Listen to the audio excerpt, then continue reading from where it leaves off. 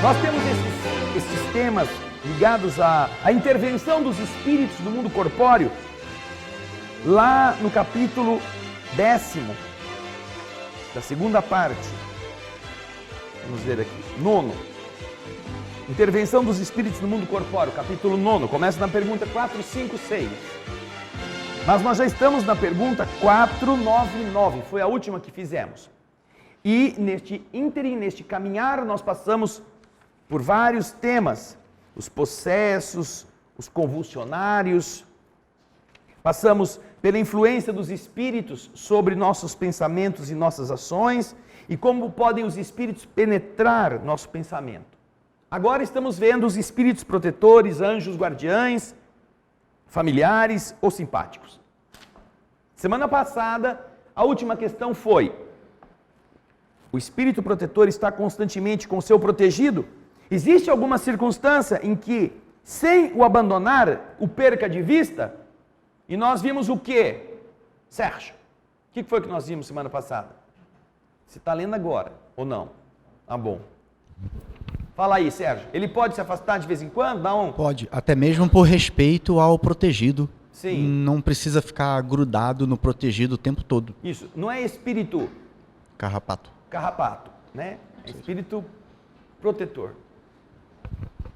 Alguém a respeito disso tem alguma outra opinião ou quer dar alguma opinião a respeito dessas circunstâncias? A resposta é muito simples, rápida, e nós vamos relembrá-la. Os espíritos responderam à pergunta de Kardec. Sim, há circunstâncias em que a presença do espírito protetor não é necessária, junto de seu protegido. Há circunstâncias em que ela não é necessária. Alguém pode me dar exemplo de uma circunstância em que a proteção não é necessária? Vai lá, levanta a mão aí para o Felipe levar o microfone. Everton. Um espírito que já tem alcançado uma evolução, que não necessite de uma proteção. Não, eu não estou perguntando se o espírito não precisa de proteção. Eu estou perguntando, existem espíritos que, precisando de proteção, que é o que Kardec quer saber, pode ter essa proteção mantida à distância, sem que o espírito esteja de plantão do lado dele 24 horas? Pode. Em que circunstâncias? Por exemplo? Na circunstância em que o espírito protetor desse encarnado tenha sido convocado a uma tarefa, e o seu protegido naquele momento não vá passar por nenhuma situação que possa expô-lo. Me dá um exemplo, então, de um momento em que o espírito protetor não precisa estar grudado do protegido. A hora que ele está dormindo? Aí que eu acho que ele está grudado. É? É justamente aí que ele está grudado. Porque o cara saiu do corpo, vai conversar com ele, né? Escuta, senta aqui. De novo, você escorregou na mesma casca de banana. Ou seja, é esta hora em que o protetor vai conversar tete a tete com o protegido, para o protegido escutar as bobagens que fez. Então, na hora de dormir, é justamente a hora que o protetor, quando o espírito encarnado deixa, né? Ele se faz sentir. Mas eu estou querendo saber em que horas que o espírito protetor, estando o cara encarnado, não precisa estar tomando conta dele. Uma situação. Fala, Andrezinho. Leva lá o microfone para ela. Vai lá, Andrezinho. No momento que o protegido está almoçando, ou o protegido está assistindo televisão, não está fazendo nada de importante assim, que exige uma proteção do protetor. Veja só, o protegido foi almoçar. A não ser que ele seja um guloso, né, que está com problema de entupimento cardíaco e foi comer num restaurante cheio de gordura e só quer comer banha e gordura também, o espírito protetor diz, não, esse cara aí sabe o que faz, deixa ele almoçar sossegado. O cara foi escovar o dente, tem um protetor, escova bem o fundo, passa fio dental. Não, você escovou mais em cima do que embaixo. Precisa de um protetor para isso? Né? Não precisa. O cara foi tomar banho, está o protetor lá, esfrega embaixo do braço, tem sujeira atrás da orelha. Precisa do protetor na hora que você está fazendo isso? Não precisa. Então, nós temos sim como entender que a proteção desses espíritos amigos, ela é algo que não quer dizer, como disse o Sérgio muito bem, uma opressão, um desrespeito ao que a pessoa já é capaz de, por ela mesma, decidir.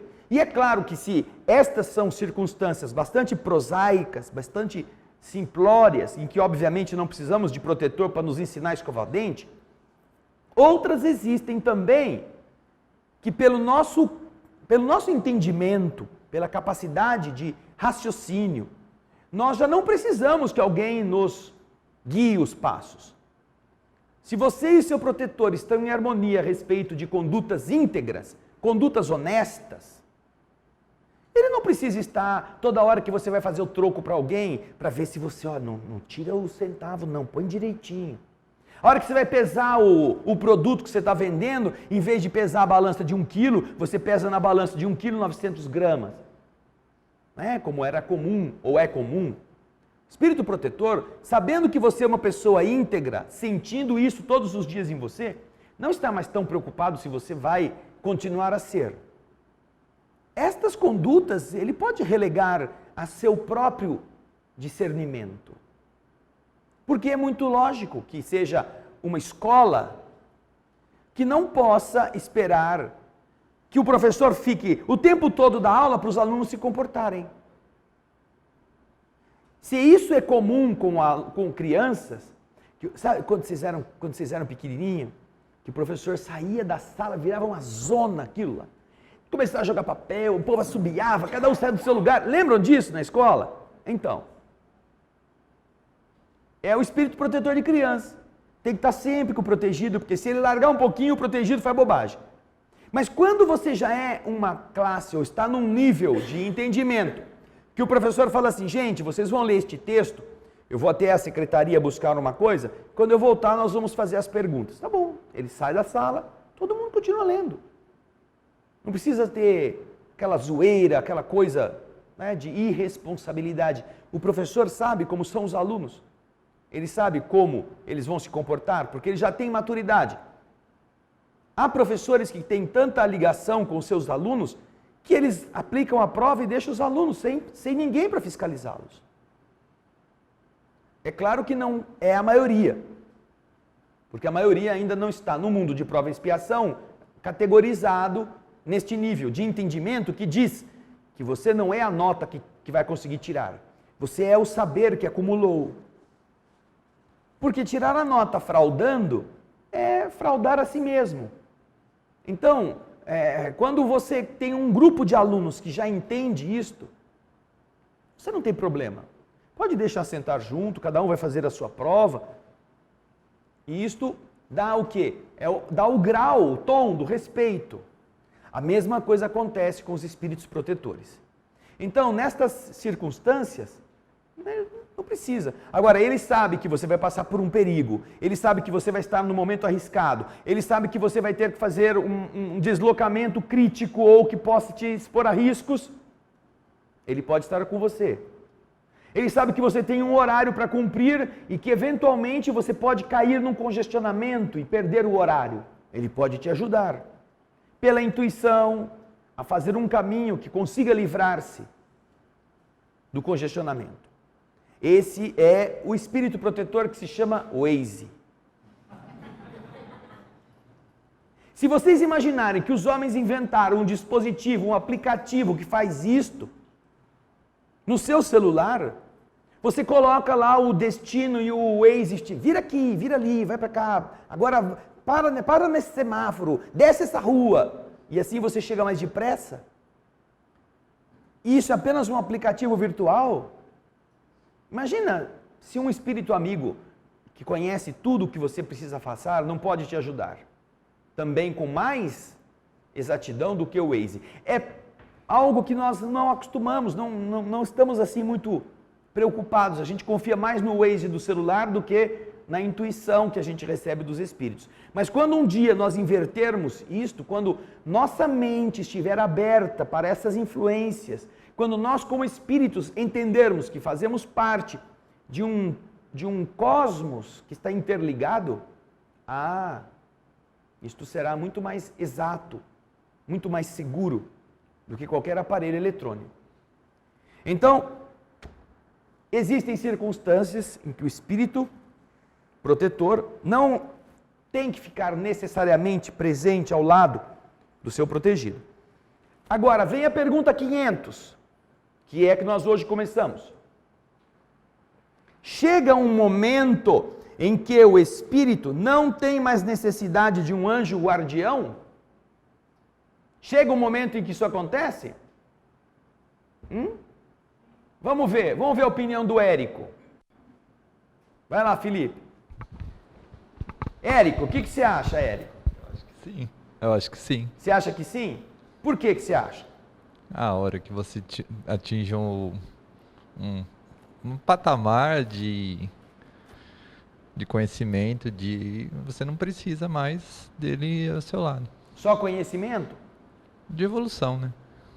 Porque nós aprendemos na doutrina espírita que nós temos duas asas. Nós temos o progresso intelectual e o progresso moral. Conhecimento é uma coisa que é importante e moralidade é outra, que é fundamental. Mas uma só se conquista com o desenvolvimento da outra. Primeiro, nós desenvolvemos o intelecto e depois, graças a ele, nós melhoramos o nosso conteúdo moral. Então, lembremos-nos disto, que às vezes o nosso protetor não consegue se afastar de nós, apesar de nós já termos conhecimento, porque ainda não temos discernimento moral para saber aplicar o conhecimento. Então não é só o conhecimento, como você disse bem, chega um momento em que o espírito não precisa mais desta tutela, nem constante, nem eventual. Ele é senhor dele mesmo. Mas isso não é só graças ao conhecimento. É o conhecimento aliado ao desenvolvimento dos valores morais. Porque um sem o outro é uma tragédia. Alguém mais tem alguma opinião a respeito disto que nós podemos conversar agora na questão 500? Pode acontecer então que chega um momento em que o espírito não tem mais necessidade de um espírito protetor, um anjo da guarda? Você concorda, Elaine? Espera um pouquinho só. Eu concordo e, inclusive, no Evangelho segundo o Espiritismo, no capítulo 24, há uma frase de Jesus falando sobre que a verdade nos libertará. Né? Então, quando você conhecer a verdade, essa verdade vai ser tão transformadora que você vai se unir ao Pai. Então, eu penso que, como você já bem colocou, né, desenvolvendo o intelecto, vivendo a moralidade e a gente se desenvolvendo, se interessando pelas pessoas, inevitavelmente o progresso é aí, nesse sentido. E no Fonte Viva também eles falam sobre esse tema da verdade, que ela liberta e esclarece. Certo, ótimo. Quem mais? Quem mais quer dar alguma opinião sobre isso? É uma coisa que eu acho que é tão intuitiva, mas que muitas pessoas às vezes têm dificuldade de pensar que vai ter um dia em que você não será mais protegido por ninguém. Muita gente está vivendo na Terra como se fosse eternizar o jardim da infância. Já pensaram vocês que são profissionais liberais? Que se formaram em dentistas, médicos, enfermeiros, juristas. Já pensaram se agora no exercício da sua profissão você ia precisar ter o seu professor da cadeira de cirurgia para operar junto com você em tudo que você for fazer? Ou o professor lá da cadeira de odontologia para o conserto das cáries ou dos problemas, ele vai estar com você, senão você não vai saber fazer? Ou que você precisará do seu professor de direito civil para que na hora de aplicar o direito civil naquele conflito, você saiba fazê-lo? Ora, então para que foi para a escola? Para quê? Para que foi lá, ficou estudando? Por que esteve ouvindo conselhos de pessoas que já estão sabendo como fazer? se você não sabe aplicar sozinho? Então, chega um momento em que todos nós precisamos andar. E até no caso da proteção, chega a hora em que o espírito já não precisa mais de um protetor que diga para ele tudo o que ele já sabe. É uma perda de tempo. Isto não quer dizer que aqueles espíritos encarnados que melhoram ficam abandonados do ponto de vista do apoio, do ponto de vista do seu envolvimento com amigos que estão acima dele, que podem intuí-lo, inspirá-lo. Não significa que, por não precisar de um espírito protetor, ele não possa ter amigos que o fortaleçam nas lutas. Isso nós teremos. Mas um espírito que venha a dizer para você, olha, ai, não faz assim, ai, você está sendo tentado, não se deixe arrastar por aí. Quer dizer, não há sentido em imaginarmos que nunca vamos nos diplomar. E vamos sempre precisar de alguém para dizer, olha, não faz isso, viu? Isso é feio. Isso não é bom, não é bonito. Então, é este o sentido daquilo que os espíritos estão desejando que nós assumamos. Nós precisamos aprender a decidir. E este aprendizado é dolorido. Esse aprendizado não é fácil. Mas ainda mais quando esta ideia de que vai ter sempre alguém nos amparando, alguém nos dizendo, ela faz a gente depender dos outros, depender da opinião e se sentir inseguro. O Bhagavad Gita, que é um dos mais lindos os livros antigos que se conhece, ele tem uma frase, entre muitas, que diz o seguinte, que a gente só aprende quando ensina. Você pode se formar em todos os tipos de ciência, mas enquanto isso você está apenas somando, você está apenas agregando, você não sabe. Você apenas somou com conhecimentos. O saber significa passar para outro. Ensinar no sentido de tornar exteriorizado.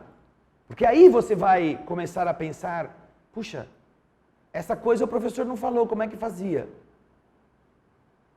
Há tantos detalhes na experiência do crescimento que ensinam teoricamente o genérico. É como aquela pessoa que você rouba escondido o caderno de receita da sua tia. Ela foi viajar, deixou você tomando conta da casa, falou, agora eu vou pegar o segredo da véia. Agora eu vou fazer todos os bolos gostosos que ela faz, porque ela não dá essas receitas para ninguém. Você copia tudo. Chega em casa, começa a fazer, dá tudo errado. Porque uma coisa é você ler o que está no papel e tentar fazer do jeitinho que está lá. Outra coisa é o que a sua tia sabe, que daquele jeito ela já tentou, também não deu certo, então ela mudou isso, pôs 3 colheres de pó royal em vez de 5. Ou mudou a temperatura do forno. Alterou por conta dela, isso está gravado. São coisas que o erro produz no caminho do acerto. Que a tia não escreveu, mas ela guardou, porque ela experienciou isto. Desta forma, nós vamos aprendendo também que os espíritos amigos vão conosco até que vejam que a gente está seguro. E aí dizem, vai em frente. Quem aqui aprendeu a andar de bicicleta com aquelas bicicletas de rodinha, lateral assim? Sabe, não só as bicicletas que tem 2 rodas, mas para a pessoa não ficar caindo, né, eles inventaram 2 rodinhas laterais. E aí você anda, na verdade, com 4 rodas, em vez de 2. Mas você tem a impressão que está andando com 2. Para que eles fizeram isso? Essas 2 rodinhas laterais é o seu espírito protetor. Espírito protetor, você vai, vou tocar, eu sei agora, sei andar. Aí chega uma hora em que as rodinhas já não fazem diferença, elas nem tocam mais no chão, porque você está equilibrado. Ou você vai lá e tira as rodinhas, porque aí é coisa de criança, né? Criança que anda de bicicleta com essas rodinhas. Ou alguém vai lá e tira e você nem nota e sai andando com a bicicleta. Quando meu pai comprou as bicicletas para os seus 3 filhos, eu já sabia andar de bicicleta sozinho, né? Porque tinha um vizinho que morava na frente da minha casa, que às vezes ele saía, deixava eu ir lá e eu ficava andando com uma bicicletinha de criança que ele tinha lá, andava, fazia, estraçalhava a bicicletinha do menino. Aprendia, tomei uns tombos e aprendi a andar. Mas o meu irmão mais novo, ele não sabia andar de bicicleta, então ele dependia do meu pai. Nós saímos para andar, eu e meu irmão do meio, e o meu irmão mais novo, ele ia com meu pai segurando atrás da bicicleta, para ele se sentir seguro, porque ele não sabia ainda, ele não tinha muito equilíbrio, ele era menor. Então ele não tinha muito equilíbrio. E então, meu pai ele ia pedalando devagarzinho, meu pai ia atrás segurando, ela tinha uma alça na bicicleta, aquelas bicicletas Caloi Fórmula C, antigamente, uma nova que eles tinham lançado, totalmente diferente das Caloi tradicionais, né? Então tinha um banco comprido e atrás tinha um bancão comprido, Gaspar era desse tempo. E então meu pai ia segurando naquela alça, meu irmão ia pedalando devagar, né? E a gente saía, já se mandava, eu e meu irmão do meio. Aí meu irmão mais novo ficava assim, papai, o senhor está aí? Meu pai falou, tô aqui. Só que a gente já via que ele estava pedalando, meu pai falava, sim, eu tô aqui. Aí, ó, puseram a Caloi Fórmula C aí para vocês verem. O pessoal... Aqui, ó, vou mostrar aqui, ó. Para quem não sabe, quem não teve infância, ou quem já esqueceu dela, essa era a Caloi Fórmula C. Só que, depois de um certo tempo, meu pai falava que estava segurando, mas não estava. Tô segurando. Ai, que bom. Aí, tô segurando. Aí, o meu irmão começou a perceber que meu pai demorava cada vez mais para responder. Tô segurando. Ele já estava longe. Para ele aprender, não é? Mas teve uma hora que meu pai não pôde mais responder, porque não quis mais. Vai se virar, moleque. Dá uns tombos aí, aprende. Você já é capaz. Não é assim? Você já é capaz. Vai em frente. Confie em você. É assim que os espíritos nos ajudam a nós nos tornarmos adultos. Porque se não for assim, a gente fica sempre na barra da saia. Fica sempre dependendo do professor, fica sempre dependendo daquele que é mais experiente. Não sabe se faz A, se faz B, se faz D. Fica sempre querendo andar com a bicicleta de rodinha. Não, se você não tem experiência, use a rodinha. Mas se você já tem, ou já conseguiu o que a rodinha tinha para te dar, largue as rodinhas e saia andando sozinho. Isto é muito importante.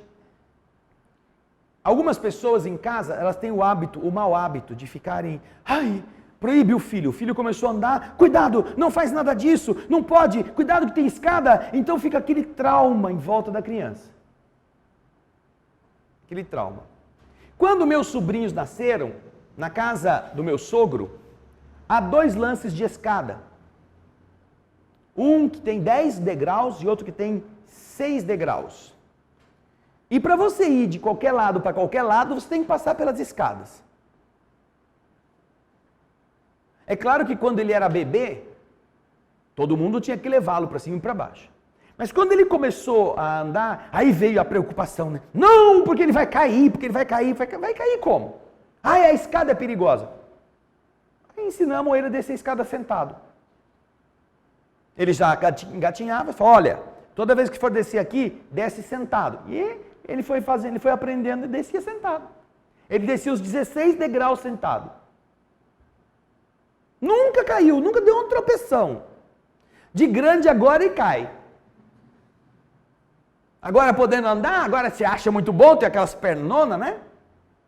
Agora não presta muita atenção e cai. Mas quando ele era criança, nunca caiu de nenhuma escada. Porque ele era muito responsável, quando ele via qualquer degrau, ele sentava. Sentava e ia descendo. Ele segurava assim do ladinho, ia pondo a fraldona dele, tuf. Aí descia mais um, punha a fraldona dele, tuf. Ia degrau por degrau até chegar lá embaixo. O que é isso? Ensinar. Aquilo que ele lembrou. Não é? Se você souber, a verdade te fará livre. O saber te fará livre. E é o que os espíritos protetores procuram nos ajudar, a que nós desenvolvamos o saber, para que não tenhamos medo.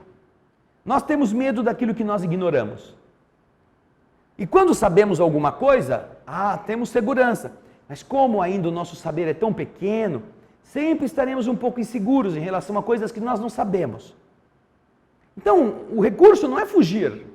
O recurso é aprender. É ir atrás exatamente do que não sabe. Eu já sei até aqui, mas agora eu vou aprender mais um pouco, Vou aprender. E cada vez que você amplifica isso, você está mais livre. Você é alguém que voa mais longe. E não tem medo daquilo que antes era um fantasma, que era um terror para todos. Daí então vamos ver o que responderam os espíritos na questão 500. Chega um momento em que o espírito não tem mais necessidade de um anjo guardião? Resposta: sim.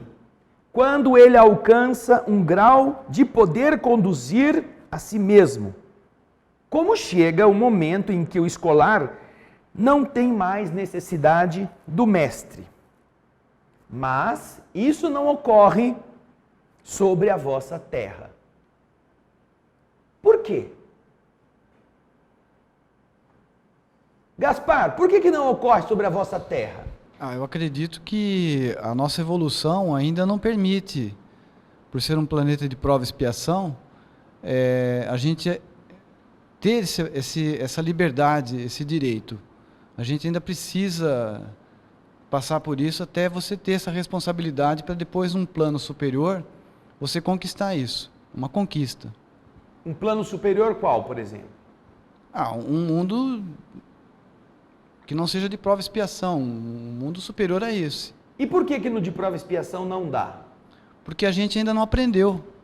Por isso que a gente está aqui. A gente não aprendeu a se comportar assim, se conduzir dessa maneira. Sim? Sim? Pode ser? Serve? Ora, claro que serve. Eu acho que... Ô Jefferson, e você? O que você acha? Hoje eu vou dar uma de cameraman aqui. Eu acho que o Gaspar falou também certinho, né?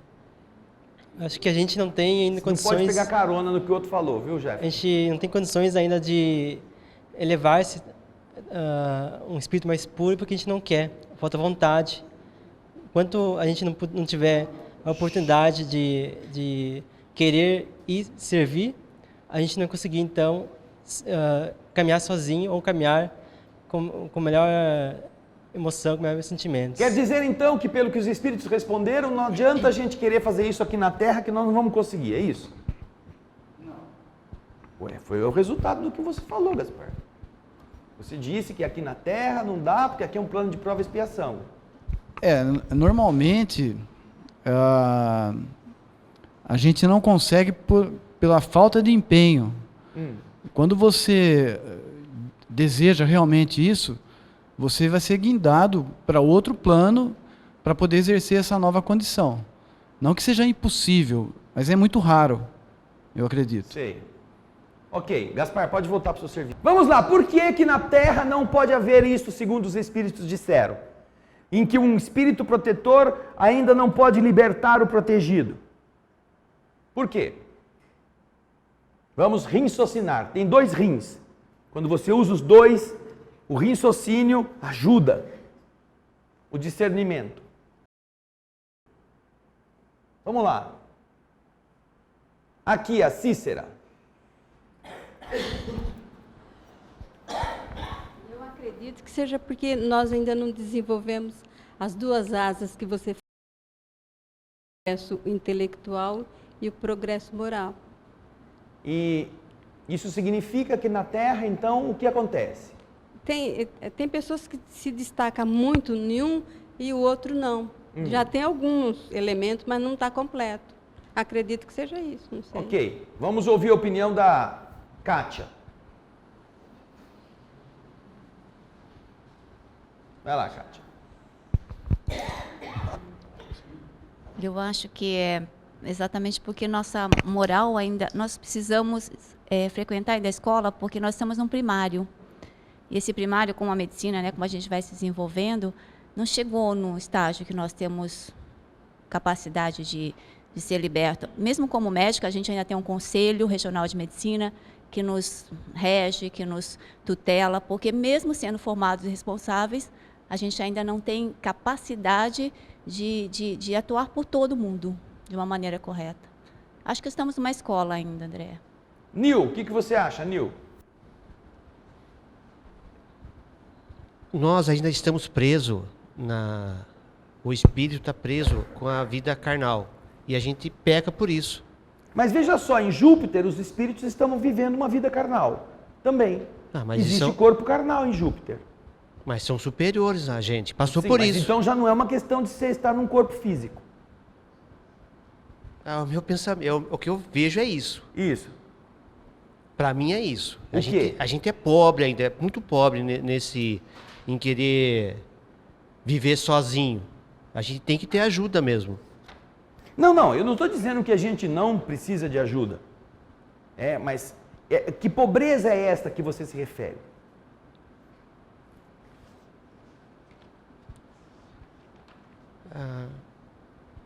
Eu não tenho muito... Pensa aí. Alexandre. Entre o progresso moral e o intelectual. Sim, tem que haver o equilíbrio. Mas por que aqui na Terra essa independência ou essa independitização não acontece? Porque o grau de evolução dos espíritos que estão encarnados na Terra não... E qual é o grau de evolução dos espíritos que estão na Terra? Os que necessitam das provas e expiações. Quais são eles?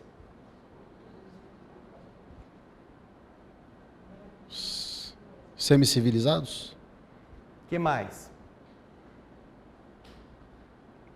Primitivos? Primitivos. Que mais?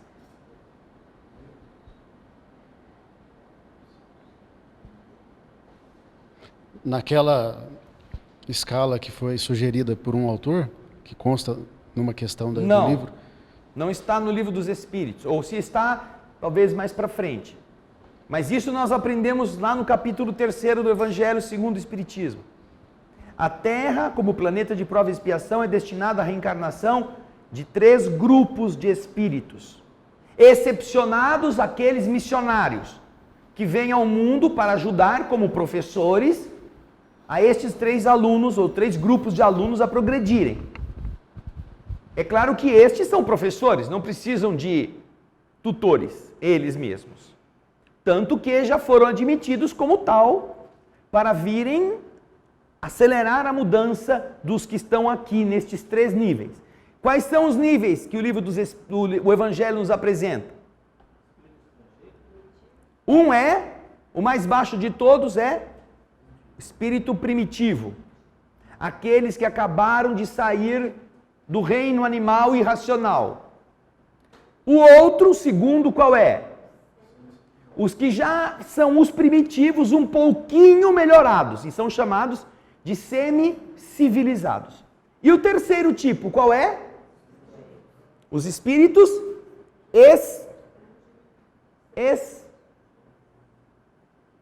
ex-marido, ex-mulher, ex-evangélico. Não, ex o quê? Os espíritos estrangeiros. E por que estes espíritos estrangeiros estão habilitados a renascer no mundo? Por quê? André Ribeiro está participando do nosso estudo de hoje. Espero que a transmissão esteja indo bem. Por que, Andrezinho? Porque no mundo onde eles viviam, eles eram as origens de perturbações para os outros. Por isso que eles vieram para cá. Qual era o mundo deles? Era um mundo igual ao da Terra? Era um mundo superior da Terra. Era um mundo melhor que o da Terra. Isso. E o que eles fizeram lá? Lá eles fizeram muitas coisas erradas. Fizeram a lição de casa como deviam ter feito? Não. Já erraram lá.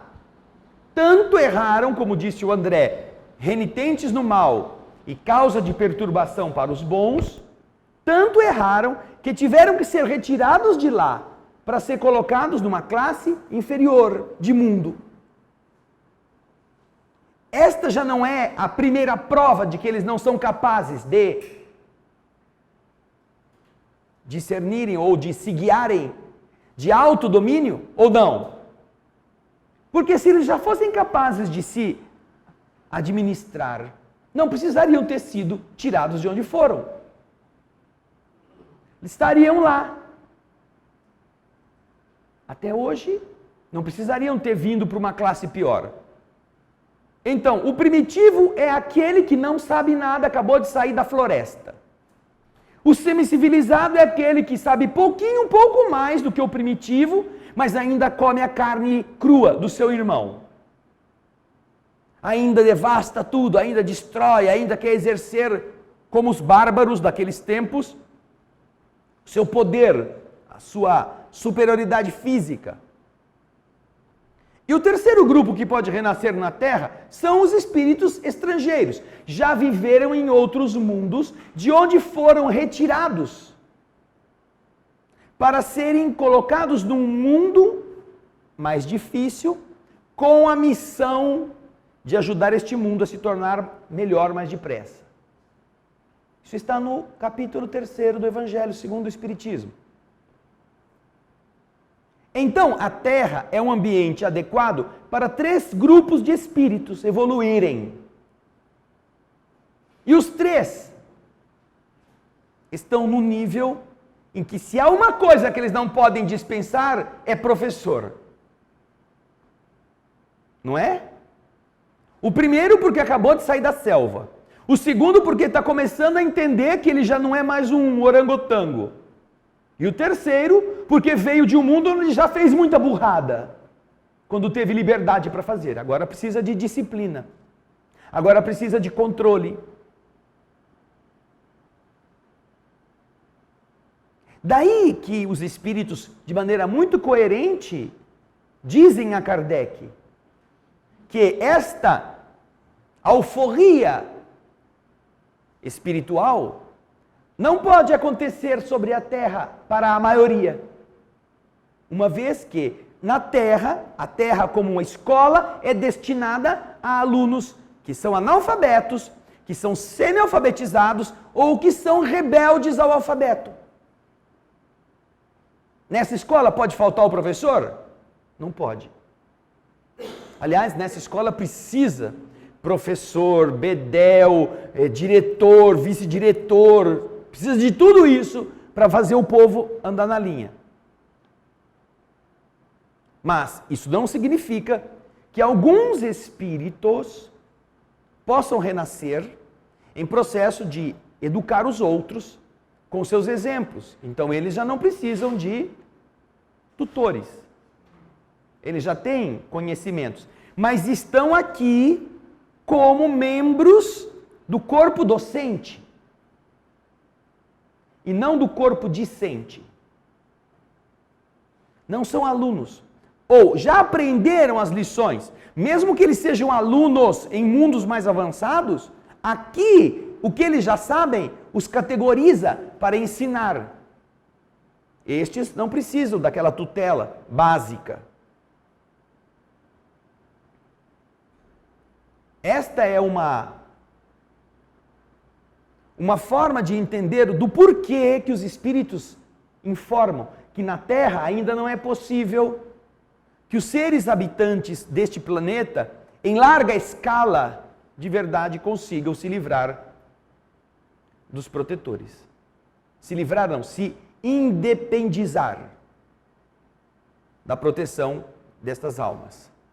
Agora, isso pode fazer as pessoas pensar, mas então, puxa vida, na Terra é só dificuldade, é só problema. Não, se você, como alguém que está com um professor, e estuda o que o professor está te ensinando, e aproveita todas as lições, chega uma hora na Terra em que o professor pode dizer, escuta, ele foi tão bem, que olha, já está fazendo as coisas sozinho. Então o espírito protetor pode ficar mais afastado, pode ficar mais relaxado, pode apoiar o espírito para amadurecer. Mas por que ele não se liberta? Porque, por mais que um aluno tenha andado no 3º ano primário, Isso não quer dizer que ele já possa ser qualificado como engenheiro. Ou já. Ele é o melhor aluno de matemática do 3º ano. Ah, vamos dar o diploma de engenheiro que põe aí, ele vai saber construir um prédio. Não pode. Então, o que nós conseguimos amadurecer num ano como a Terra, num mundo como a Terra, numa escola como a Terra, numa classe como a Terra, ainda não nos qualifica para que nós não precisemos ter aqueles que nos corrijam, por melhores que tenhamos sido como alunos. Até também porque, no mundo de prova e expiação, ainda precisamos sofrer, porque não merecemos não passar pela dor. E olha que interessante. E quando o mundo chegar ao mundo de regeneração, aí está tudo resolvido. Não, não está. Porque no mundo de regeneração, o corpo é igual ao mundo físico de prova e expiação. Todas as dificuldades que nós temos aqui continuam a existir lá. O corpo adoece, o corpo envelhece, o corpo morre. Existe o mal no mundo de regeneração. Apenas que lá, as pessoas que chegaram a ele, elas já não são mais escravas das paixões que as animalizavam no mundo de prova e expiação. Elas já aprendem a dominar-se e a dominar as paixões ao invés de serem dominadas por elas. Também está no Evangelho isto.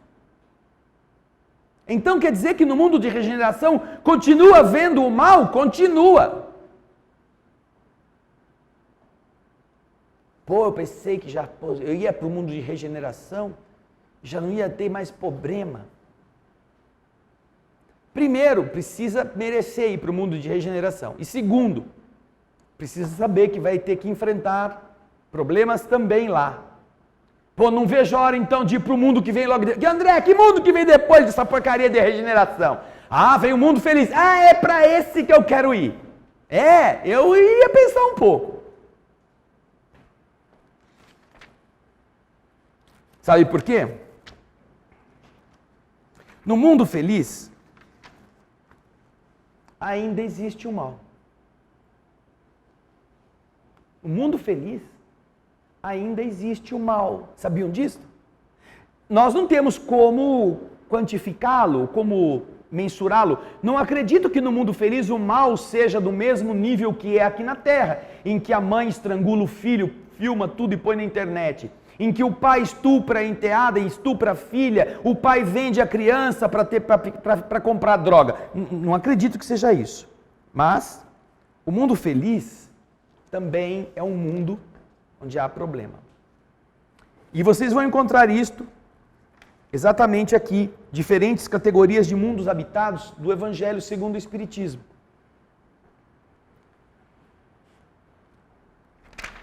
Aqui nós vamos encontrar o seguinte.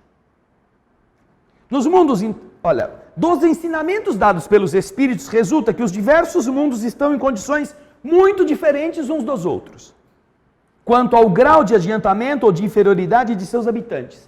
Entre eles, existem aqueles que seus habitantes são ainda inferiores aos da Terra, física e moralmente. Outros estão no mesmo grau dos da Terra. E outros lhes são mais ou menos superiores em todos os aspectos. Nos mundos inferiores, a existência é toda material. As paixões reinam soberanamente. A vida moral é quase nula. Nos mundos inferiores. À medida que esta se desenvolve, a moral se desenvolve, a influência da matéria diminui de tal modo que nos mundos mais avançados, a vida, por assim dizer, é toda espiritual e quase praticamente nada material. Nos mundos intermediários, entre os dois extremos, há predominância, há a mistura do bem e do mal, e a predominância de um e de outro, segundo o grau de adiantamento. Pode-se, em razão do seu estado e de sua destinação, e baseando-se nas diferenças mais acentuadas, dividir os mundos de um modo geral, como se segue, diz Kardec. Os mundos primitivos, destinados às primeiras encarnações da alma humana. Deixou o reino animal e racional e agora foi guindada, segundo as transformações existentes no mundo invisível, a um espírito de raciocínio completo, um espírito de raciocínio integral, chamado de ser humano. Mas como é que ele vai sair da selva e renascer na universidade? Ele não sabe. Ele precisa de um mundo próximo, para que ele comece a exercitar a inteligência, lembrando-se mais ou menos de como eram as coisas do mundo selvagem, e agora mudando aquele foco para um foco racional. Depois deles vem os mundos de prova e expiação. No mundo de prova e expiação, o mal predomina. O mal predomina. Não é de se espantar que nós estejamos nele. Aqui é uma prova clara, no momento em que estamos, que o mal predomina. Os maus prosperam, os maus governam, os interesses se vendem ou compram.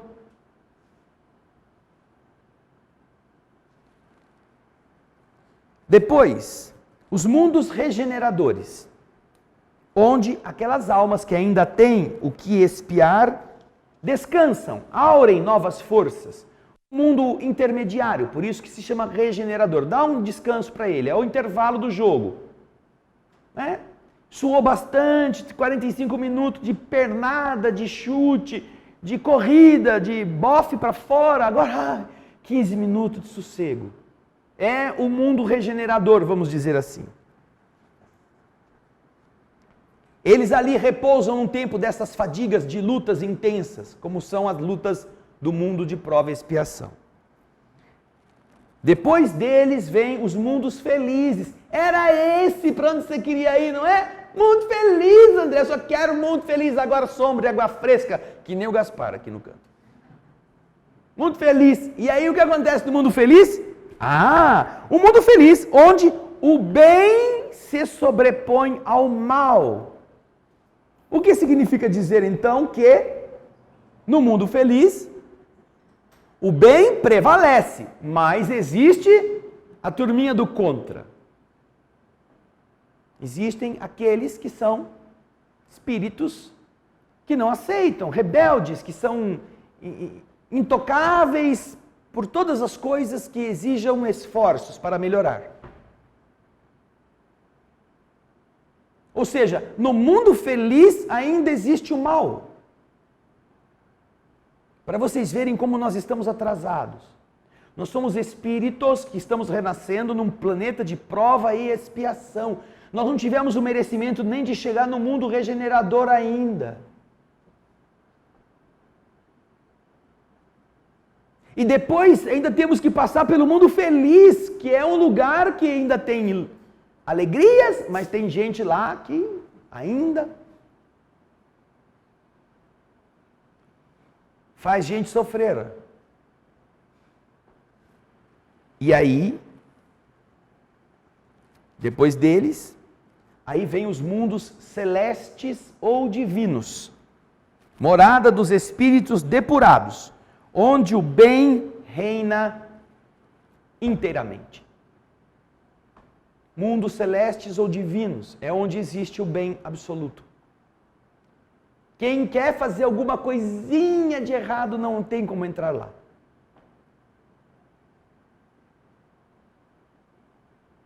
Vejam só como nós ainda precisamos transformar o que somos. E se até nesses mundos muito melhores, porque olha, o maldoso que está no mundo feliz dá de 10-0 em bondade do que nós somos. Imagina. Eu sou espírito mau no mundo feliz. Pô, mas você conseguiu chegar no mundo feliz? Me ensina o truque. Porque aqui eu tento ser bom e ainda estou no mundo de prova e expiação, meu Deus do céu. Não estou sabendo fazer as coisas. O mal no mundo feliz devia dar comida para os pobres no mundo de prova e expiação, ajudar as pessoas na rua, levantar as velhinhas caídas na sarjeta, visitar asilo. E agora lá ele é o mundo, no mundo feliz ele ainda é o espírito mau. Imagina. Aqui a gente faz meia dúzia de atitudes generosas e o paraíso está me esperando. Quando eu chegar vai ter trombeta, tapete vermelho, uma cadeira de veludo me esperando lá. Imagina, com isso a gente fica esperando favores. Ou seja, eu aqui não tenho nenhum problema, nem receio de afirmar isto. Que aqueles que no mundo feliz são espíritos ainda maus, são muito melhores do que nós. Que tentamos ser bons no mundo de prova e expiação. Tal o nosso atraso. Porque até para ser bom a gente é mau, só que a gente não nota.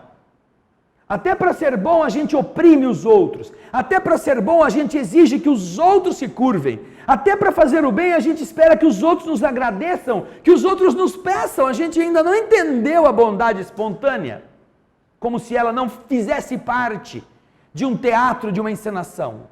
A gente ainda escolhe o dia e a hora para ser bom.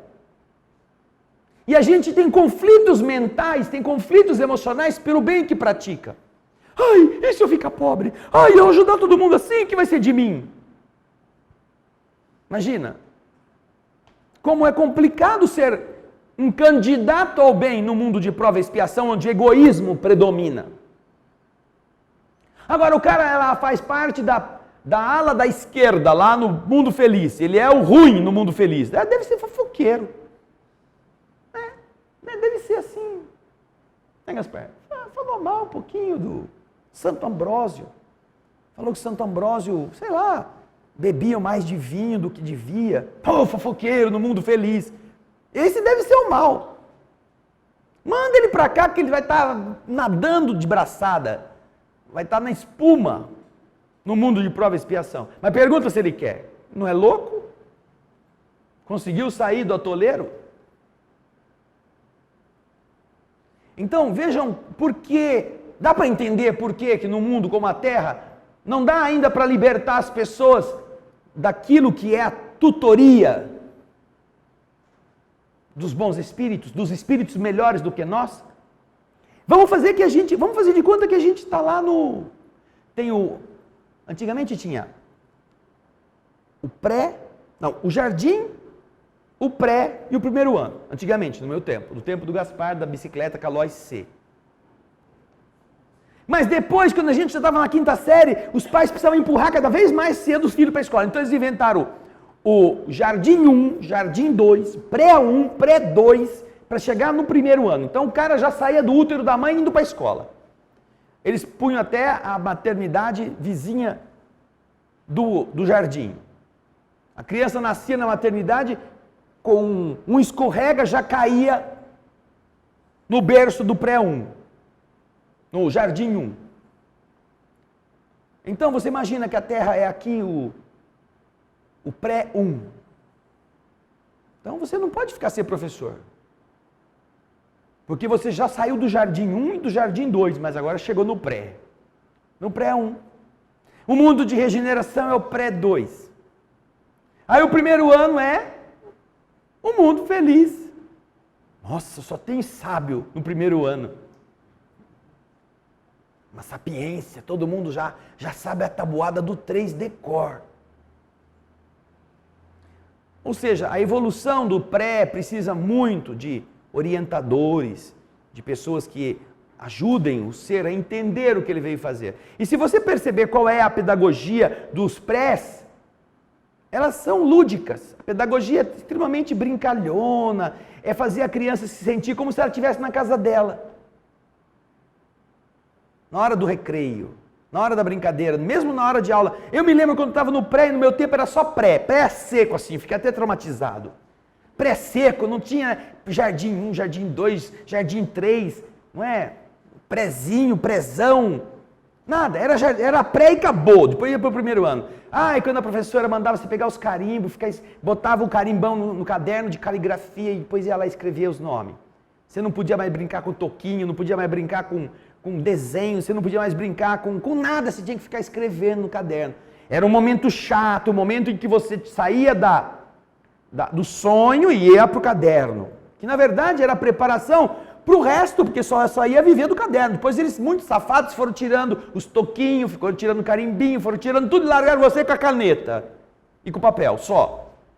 Não tem mais conversa. Até então você ainda escrevia com lápis. Aí chega um maldito lá e fala, agora não pode mais ter lápis. Agora é tudo na caneta. E ainda quando eu comecei era uma caneta Bic escrita fina, horrorosa, dura. Está acostumado a escorregar uma mãozinha lá, né? E errou, passa a borracha, fica limpo de novo. Aí vem aquela Bic que você, ai meu Deus, era uma tragédia conseguir escrever com aquela caneta. Nem escrita grossa era, que a grossa era rombuda, aí a caneta risca, gostoso, mas a Bic escrita fina, se vocês nunca escreverem, compre na Calunga, em qualquer papelaria, compre e vai escrever um pouquinho com ela para você ver. Que horrível que é. Mas você tem que fazer, tem que sair do prezinho. O seu destino é este. E você vai aprendendo a crescer com isto. Então, quando você já estiver lá no mundo feliz, você não precisa ficar feliz, porque ainda tem coisa ruim. Mas já está mais feliz do que se estivesse no mundo de regeneração ou estivesse no mundo de prova e expiação. Agora, o interessante é que na destinação que o Evangelho nos apresenta de mundo de prova e expiação, a Terra não é um mundo primitivo. Mas ela é tão ruinzinha que dá para nascer espírito primitivo aqui. Existe um espectro tão grande de necessidades no estilo desta sala de aula, que é tão linda, mas um corpo que adoece, um corpo que precisa comer, um corpo que sente dor, um corpo que precisa de descanso, um corpo que precisa trabalhar para obter o pão de cada dia com o suor do rosto.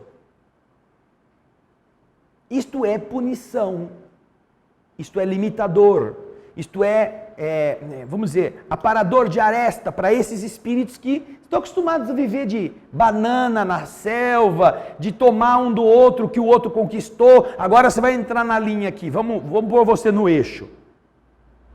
Então você observa que a Terra, ela tem áreas e situações em que espíritos primitivos podem aprender. Então, ao mesmo tempo que ela é de prova e expiação para a maioria, ela tem uma destinação que serve para espíritos primitivos nascerem aqui. Se fosse só um mundo primitivo, nós estaríamos talvez nos tempos dos brontossauros, dinossauros, estegossauros, dilmassauros. O Gaspar tem um filho que inventou um novo dinossauro chamado Dilmassauro. E é muito bonitinho, dentuço assim. Se nós estivéssemos naquele ambiente, nós ainda estaríamos no mundo primitivo, morando na gaverna, como o povo falava antigamente, na gaverna, ou tentando descobrir o que fazer com as taubas. Tauba com gaverna. Né? Fazer foguinhos, pegar o raio que caiu no tronco, guardar aquele fogo. Esse é o mundo primitivo, desenvolvendo estas habilidades intelectuais através dos desafios materiais. Você vai transformando esta sua capacidade intelectual.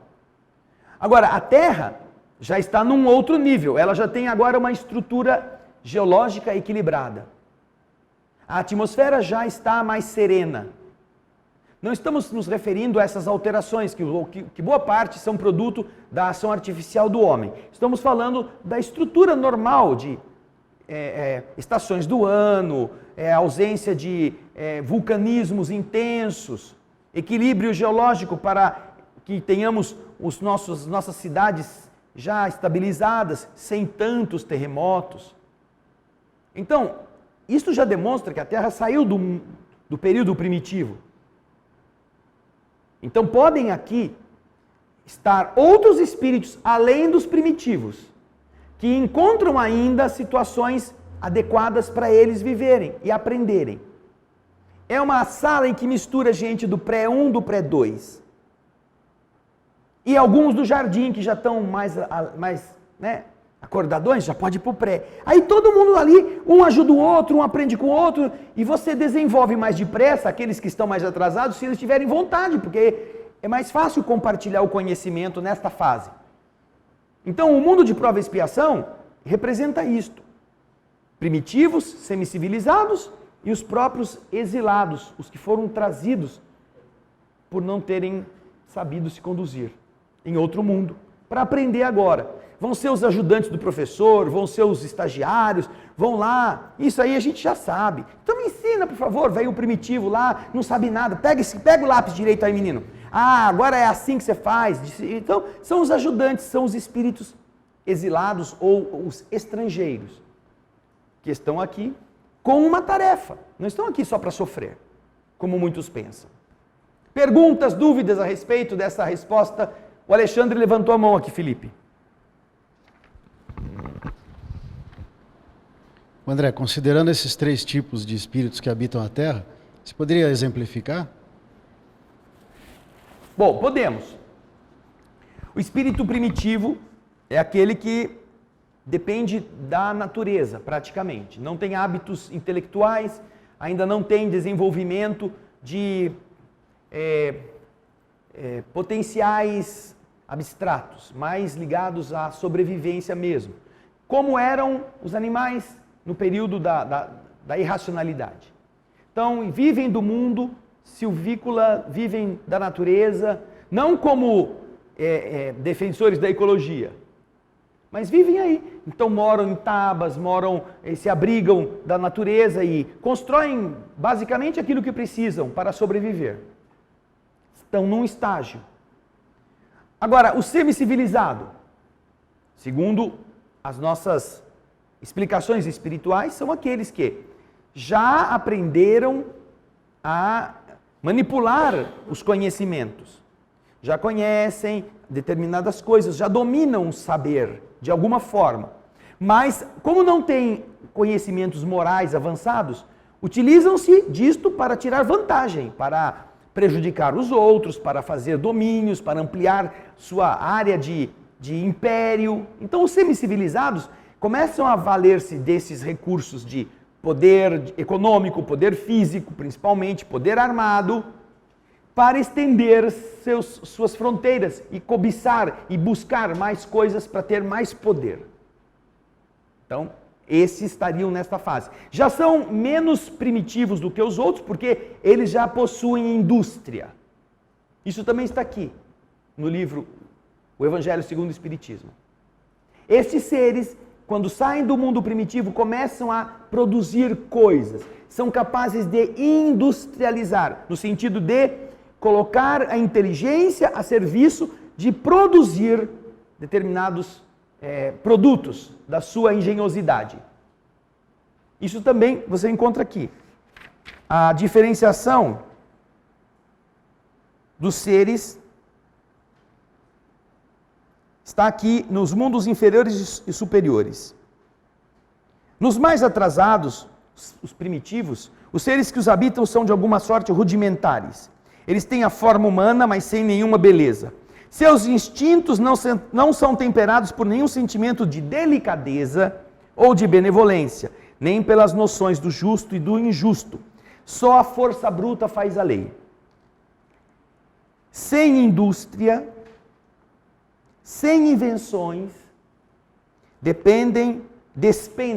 gastam a vida na conquista da sua nutrição. São os primitivos. Certo? Entendeu ou não? Depois ele vem.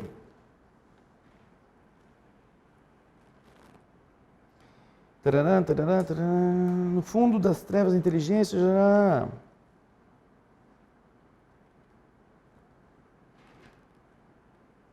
Entre estes graus inferiores e os mais elevados, há inumeráveis escalões, e nos espíritos puros, desmaterializados e resplandecentes de glória, se tem dificuldade em reconhecer aqueles que animaram esses seres primitivos.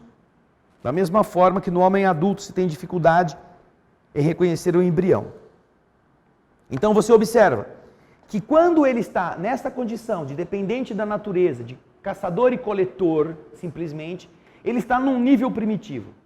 Quando ele começa a produzir, indústrias, que significam ação inteligente, engrenando ideias para chegar a determinadas construções ou obras, ele dá o passo para o mundo semicivilizado.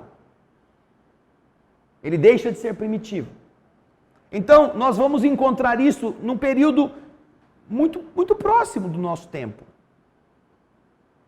A indústria surgiu na humanidade como nós a conhecemos na Revolução Industrial, 1800 e alguma coisa, com a eclosão da máquina a vapor, que isso propiciou um aumento muito grande da manufatura. Antigamente era artesão. Eram artesãos que ficavam ensinando os outros a bater o ferro, a fazer caneca, uma por uma. Não havia uma indústria. A indústria é justamente um conjunto de sistemas, de métodos e de ações coordenadas para chegar ao fim. Esta indústria como tal surgiu na nossa civilização no começo do século XIX. Então, se nós formos levar ao pé da letra, com rigor, o que está escrito no Evangelho, nós éramos espíritos primitivos até o começo do século XIX. Não que ainda tenhamos deixado de ser, mas até lá, como comunidade global, nós não tínhamos indústria. Passamos a ter a partir daí, então saímos do mundo primitivo e ingressamos no mundo semi-civilizado. Agora, todos os que não se encontram nessas duas áreas estão na terceira faixa. São estrangeiros.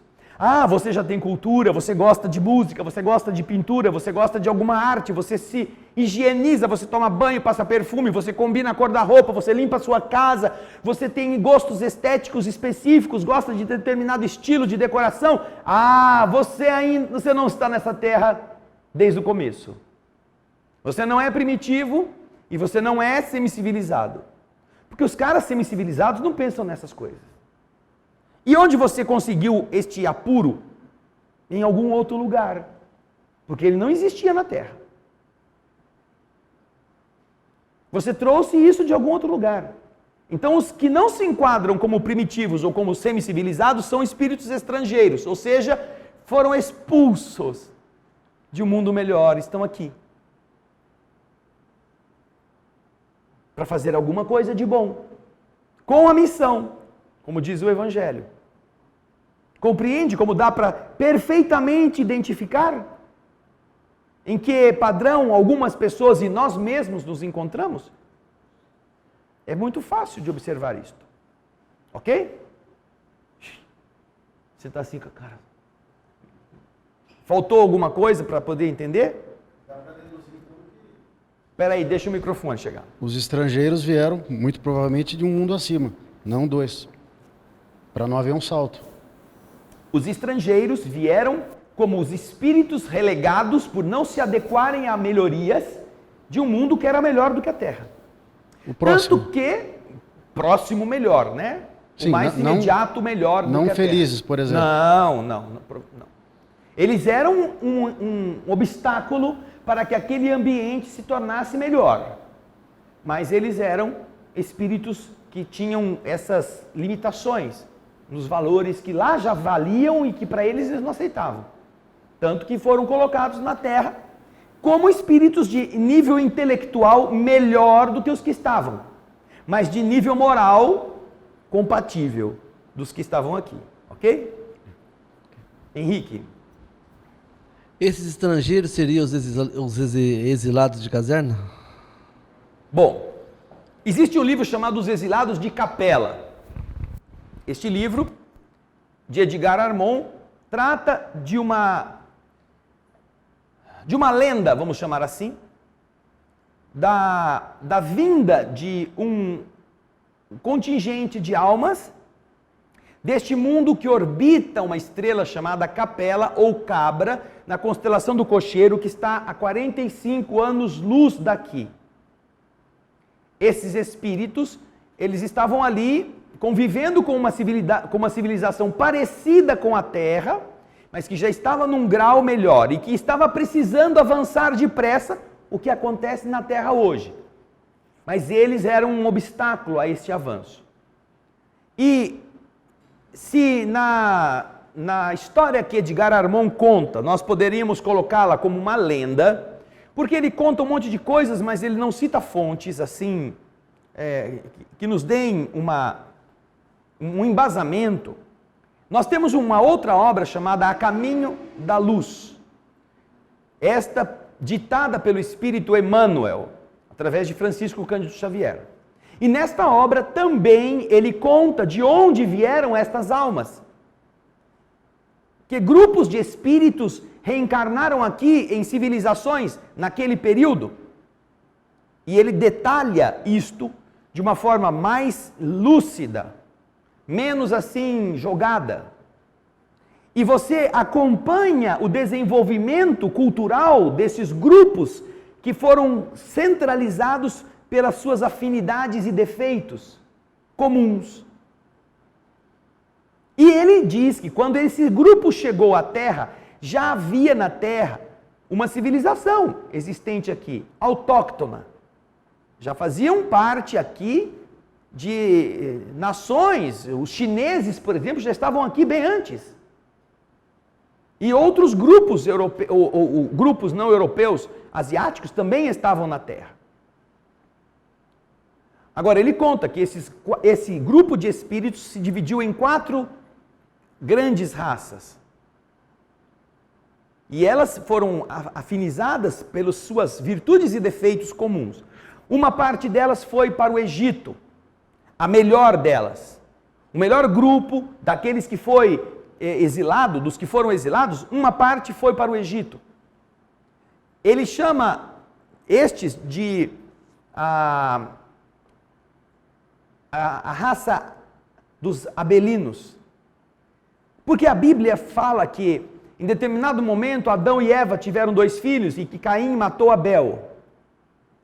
Naquela disputa por uma inveja, por um pedaço de terra.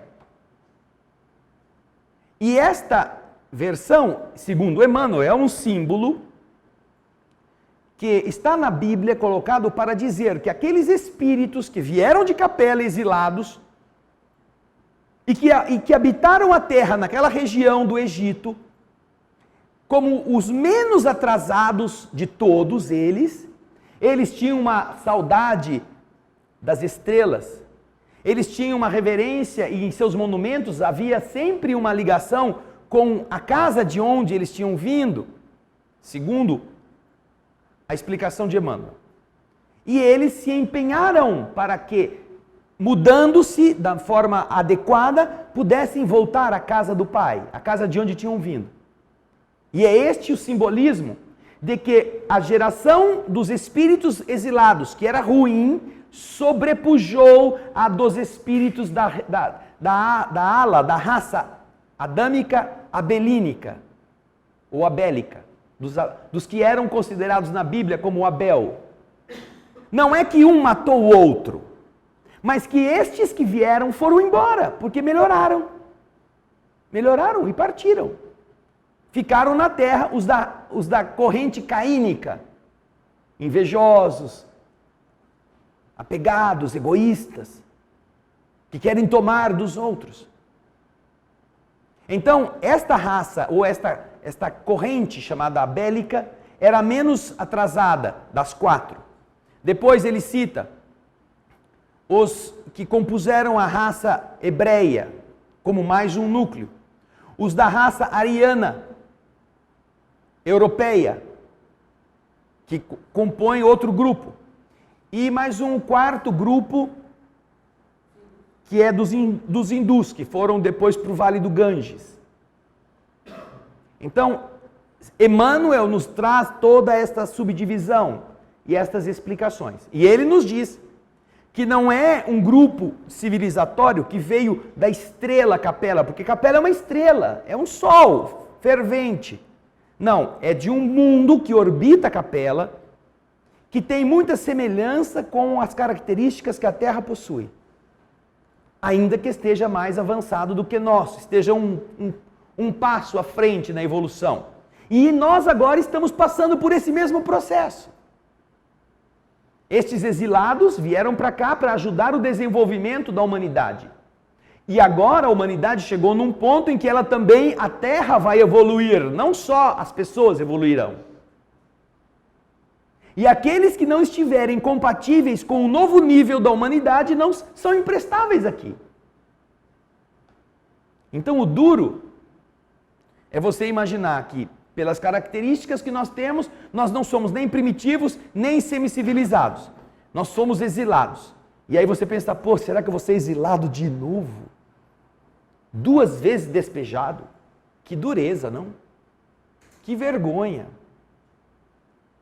Mas estas revelações, Henrique, elas estão exatamente nesta obra do Espírito Emmanuel, através da mediunidade de Francisco Cândido Xavier, cujo título é A Caminho da Luz. E ele não para nisso, ele vai contar o desenvolvimento histórico até os dias atuais de todo este emaranhado de almas com tarefas missionárias, uns para aprender, primitivos, semicivilizados, eles estão em educação, e os outros, os que são estrangeiros, estes estão na condição de expiação, de sofrimento. Eles foram colocados aqui porque eles não souberam se conduzir. Portanto, a lei de causa e efeito só pode ser aplicada a estes. Causa e efeito só pode ser aplicada aos espíritos que sabem, não aos espíritos que não sabem e estão em educação. Portanto, para os espíritos primitivos e semicivilizados, a lei de causa e efeito ainda não vige. Eles podem errar, eles podem cometer atrocidades, como por exemplo, os pigmeus canibais que comem outros seres. Eles comem outras pessoas. Mas eles não são considerados infratores da lei, porque isto eles ainda não aprenderam. Eles não têm conceitos morais de respeito ao seu semelhante. Não tem isso. Portanto, eles não serão punidos por ter comido alguém vivo. Mas qualquer um destes que está matando o seu adversário e cortando o fígado e fritando no barzinho para todo mundo comer, este está cometendo um delito que ele sabe que é um crime. Este está submetido à lei de ação e reação. O que ele fez tem resultado. Então ele vai renascer tendo que prestar contas do que ele fez, ele tem que ressarcir o mal que ele produziu, ele sofrerá as doenças decorrentes dos excessos que cometeu quando estragou o corpo que tinha. Tudo isso ele tem que fazer, porque ele já sabia. Então, os únicos dessas 3 raças, ou desses 3 grupos, o único grupo que está em expiação na nossa terra é o grupo dos exilados, os que vieram por culpa, por erros cometidos. Bem, semana que vem vamos para a questão 501. O Flávio de Belo Horizonte pergunta: quando uma pessoa se suicida, o espírito geralmente fica ligado ao corpo através dos laços fluídicos. E quando o corpo é cremado, o que acontece? O Flávio, não é só quando a pessoa se suicida que o espírito fica ligado ao corpo. Não precisa do suicídio. Muitas pessoas, a maior parte das pessoas fica ligado ao corpo. Porque a ligação com o corpo é uma consequência da mente apegada. Não é do fato de ter se matado. É claro que o suicídio é mais grave. Mas também existem exceções. No próprio suicídio, em que um espírito pode se ver do lado de lá sem ser considerado, no plano espiritual, um suicida. É complexo esse sistema. Agora, estar apegado ao corpo, isso não é privilégio dos suicidas. Isto vai acontecer ainda, infelizmente, com a maioria das pessoas. Porque nós estamos apegados a roupas, estamos apegados a joias, estamos apegados a bens materiais, estamos apegados a chinelos. Que quando nós vamos desencarnar, nós queremos saber o que vai ser deles, e eu vou ficar atazanando a vida daquela pessoa que ficou com o carro. Porque o carro é meu, a casa é minha, vou assombrar a moradia. Agora, imagina o corpo, o que acontece com ele? Se o espírito não está lúcido em relação a esse momento, ele permanecerá preso ao corpo pelo pensamento. E achará que aquela é a sua casa, que o corpo é dele, e que ele vai ficar lá, que disseram que o cemitério era a última morada, ele vai ficar morando ali. Agora, se isso é ruim para o espírito, quando ele está nesse estado e é enterrado, você já imaginou? Porque o enterrado, enterra, né? Fecha a cova, todo mundo vai para casa. E se ele ainda está preso ao corpo porque ele quer, ou porque a sua sensação física o impõe, ele vai ficar lá. Estou aqui, né? Estou sentindo falta de ar, está muito escuro, vai ficar sofrendo essa situação.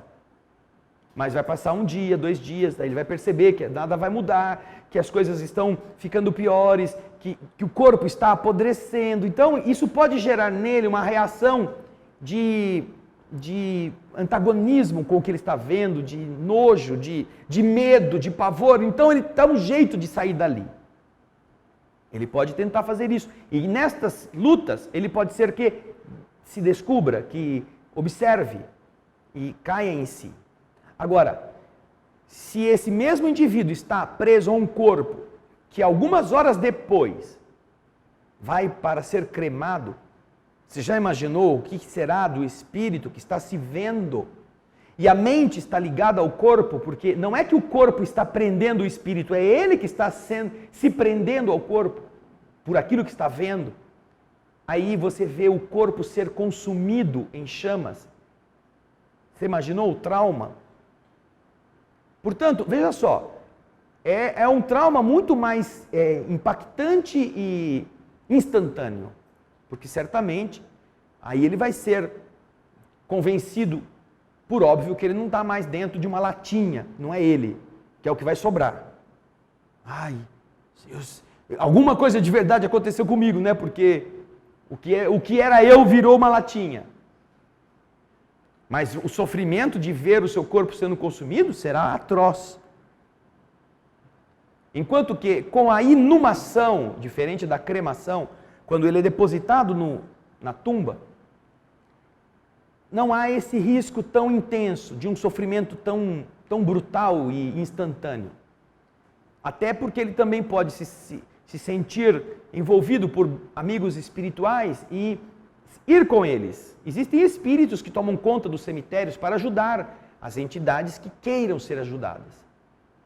Às vezes o trauma, mesmo um espírito um encarnado que não tenha tido contato com explicações espirituais, o trauma do sepultamento, ele assistindo aquilo, ele vai notar que alguma coisa muito, muito estranha aconteceu com ele, que o povo na época chamava de morte.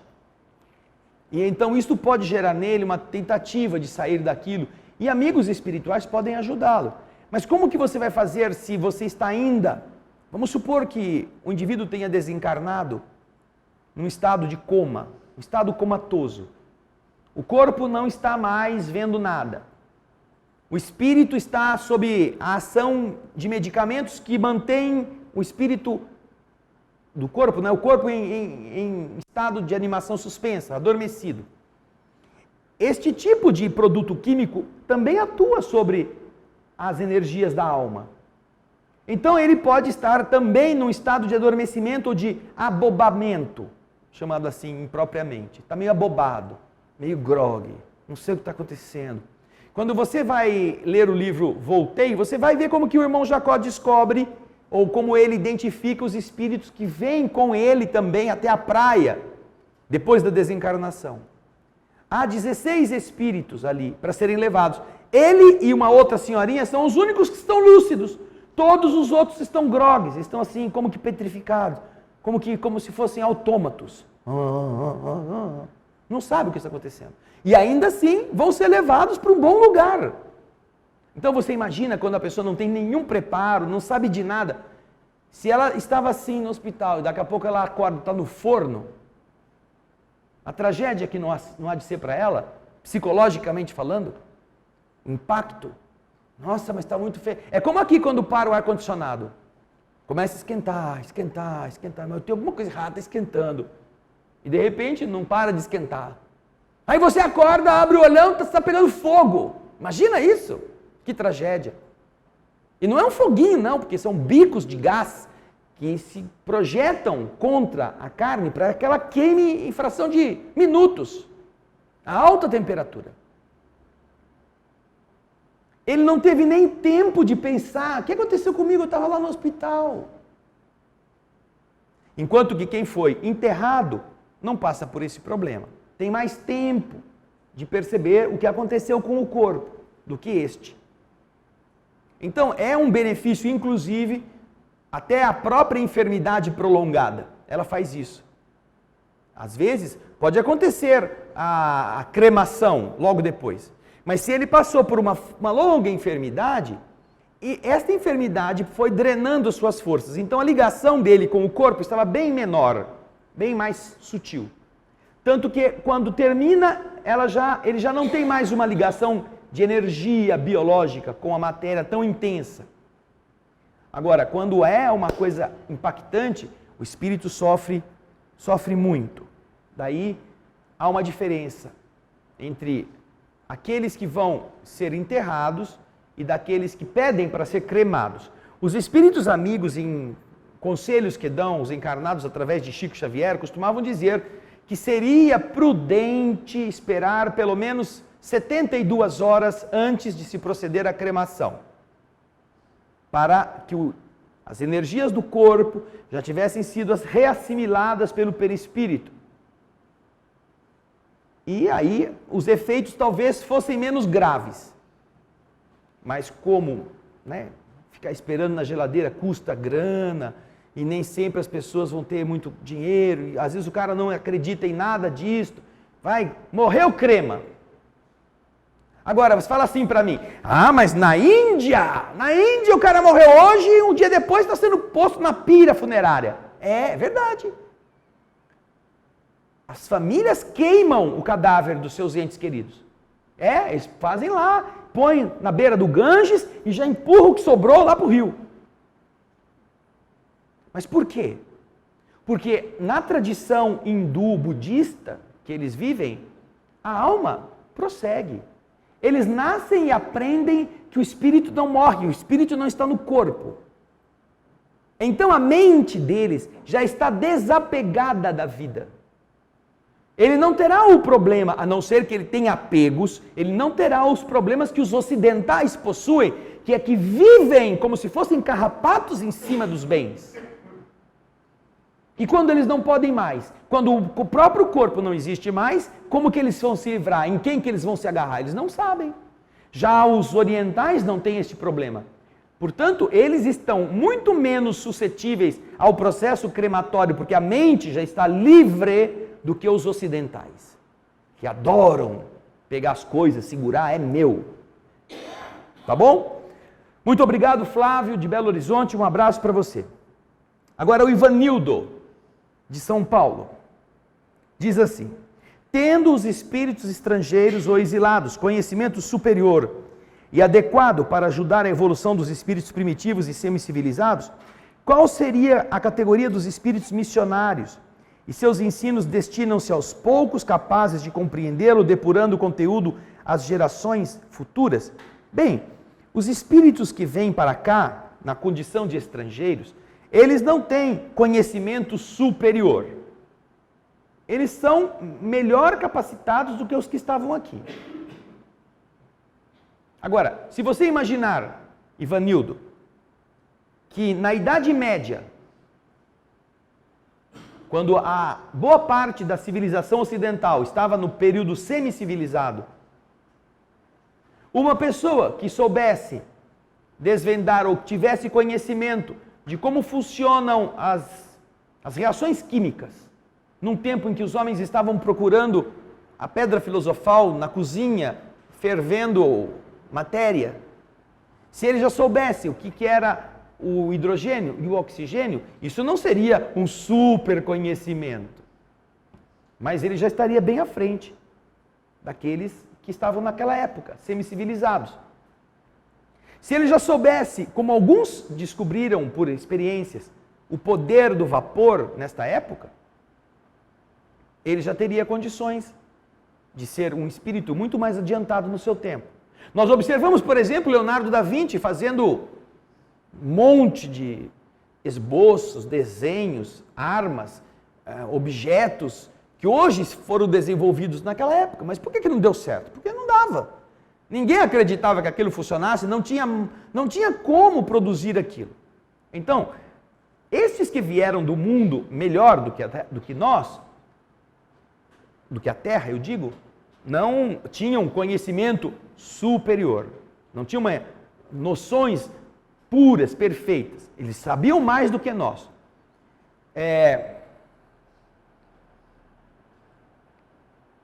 A Anhanguera, se não me engano, é aquele bandeirante que fez o quê? Isso. Ele foi preso lá nos confins da Amazônia ou do Mato Grosso, e os índios disseram que iam comê-lo, porque iguaria como aquela naquela época não aparecia todo dia. Quem estava acostumado só a comer piranha, pirarara, peixe, aí chega um homem branco, grandão. Daí ele falou assim, se vocês fizerem isso comigo, eu vou amaldiçoar vocês. Aí pegou a cachaça, que era branca como a água, fingiu que foi lá no rio, pegar a água do rio, jogou a cachaça lá e ateou fogo. Quando os índios viram isso, meu Deus,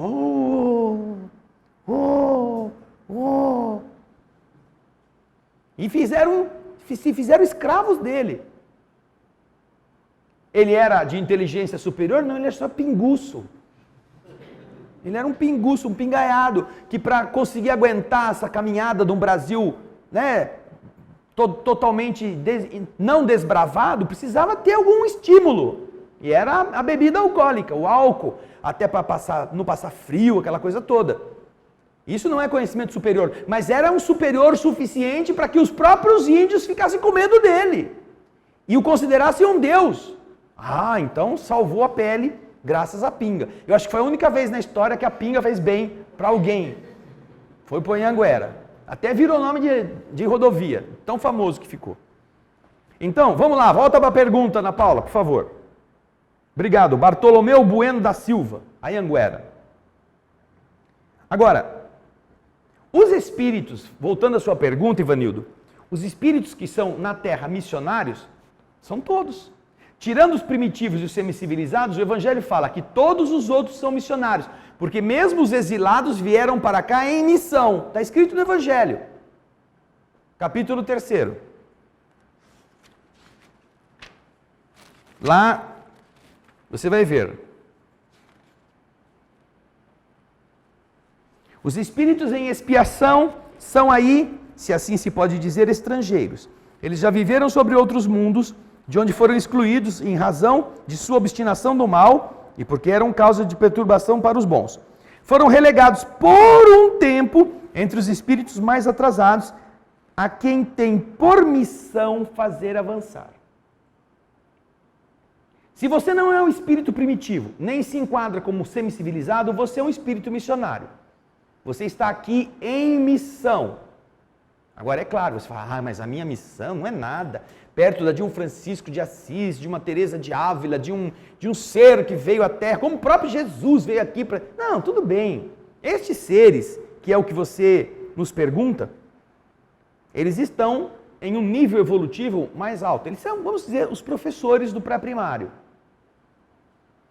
Para ser professor do pré-primário, precisa conhecer coisas, mas as exigências de um aluno de pré-primário são bem menores das exigências de um aluno de faculdade. Então, para eles, estes espíritos que estão vindo como missionários com missões, até para os espíritos que estão como estrangeiros, eles estão categorizados em níveis maiores. E você vai encontrar, a partir da pergunta 105, 107 do Livro dos Espíritos, a segunda ordem de espíritos. Eles estão dentro de uma delas. Espíritos benevolentes, espíritos sábios, espíritos de sabedoria ou espíritos superiores. São 4 as categorias dos bons espíritos. Para estarem junto de espíritos que pertencem à terceira ordem, ou a terceira ordem, os espíritos impuros, precisam ser espíritos da segunda ordem, melhores do que eles. Você não pode pegar um espírito pseudo-sábio para ensinar um espírito zombeteiro. Ou dá para ensinar? Só para ensinar ele a ser safado. Porque se o pseudo-sábio, ele gosta de passar a perna pela sua astúcia, ele vai ensinar o quê pro pobrezinho?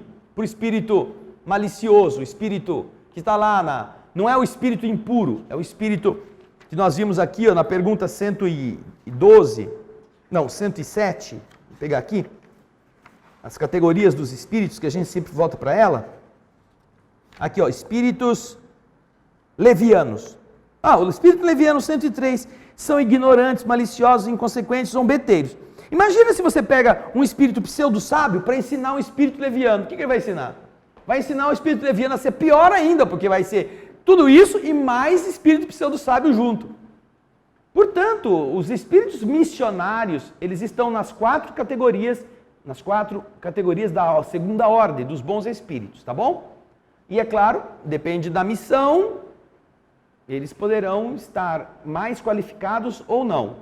Então serão espíritos dos benevolentes, dos sábios, dos de sabedoria ou dos superiores, ok? Muito obrigado, Ivanildo, um grande abraço para você. A Elizabeth Duarte de Recife. Em relação à pergunta 500, mesmo protegido, atingindo um nível de evolução aqui na Terra, o espírito protetor não deixará de guiá-lo? Exemplo, Chico Xavier.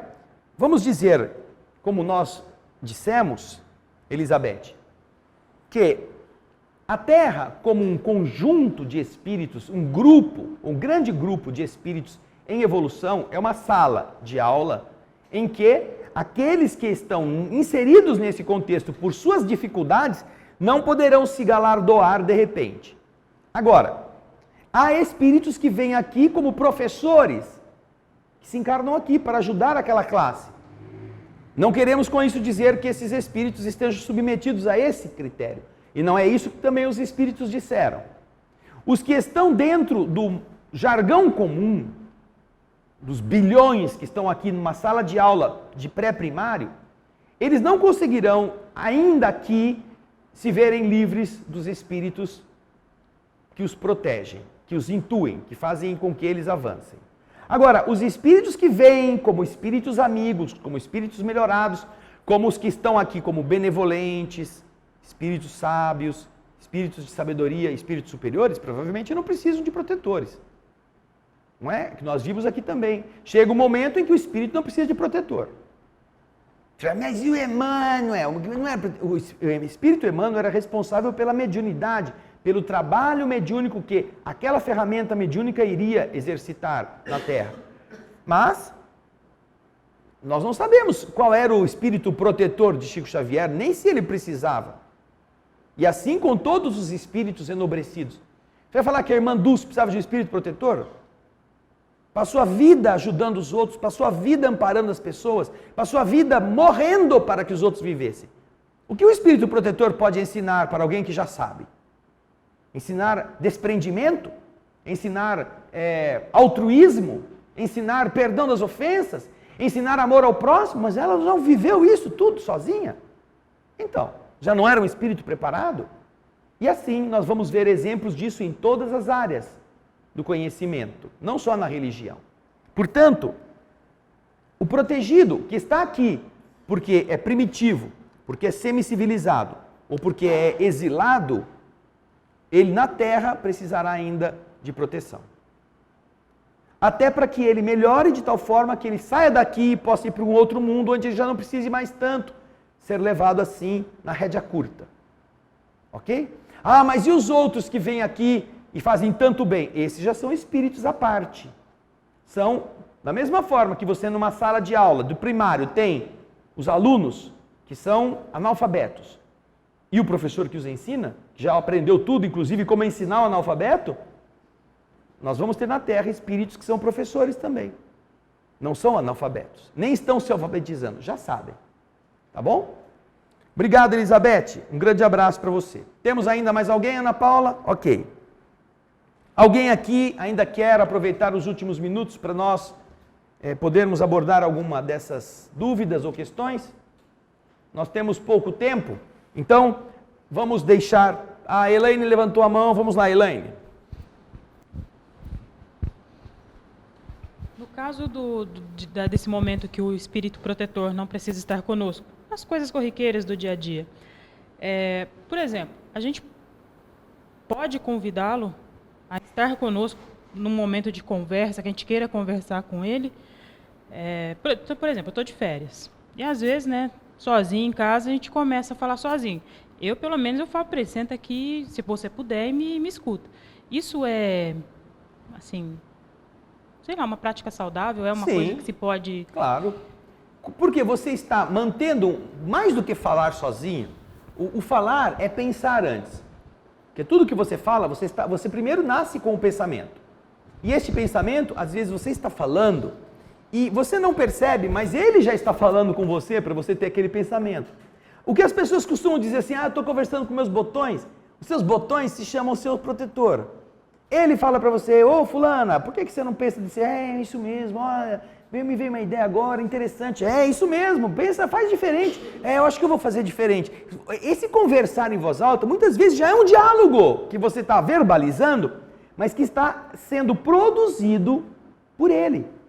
Agora, é claro que, independentemente disso, você pode, em uma situação qualquer, pedir a ele, olha, eu estou com uma dúvida terrível aqui, você pode me fazer sentir qual seria o melhor caminho para mim mesmo, para o meu aprendizado, como que eu deveria agir? Não que você vai me dizer o que eu tenho que fazer, mas que eu tenho esse aspecto, tenho esse aspecto, tenho esse aspecto. Se eu escolher o A, acontece coisa B. Se eu escolher o B, acontece coisa D. Se eu escolher o E, acontece uma coisa ainda Z, que é muito pior. Como que é? O que será que eu devo fazer?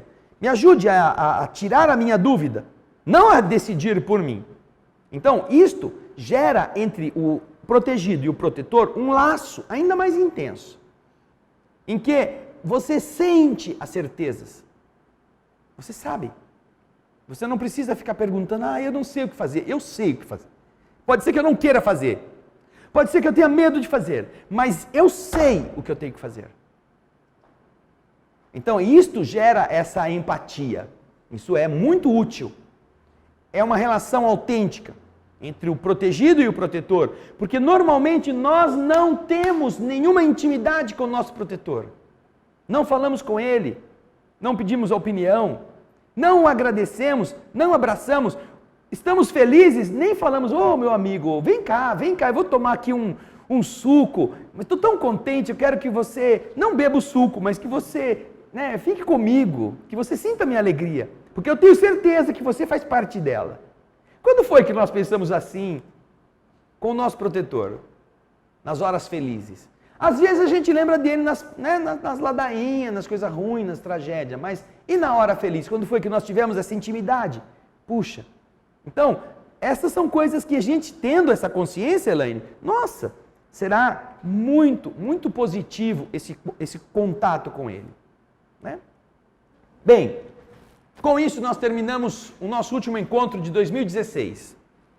Agradecemos todos os nossos... 2015, o Gaspar está...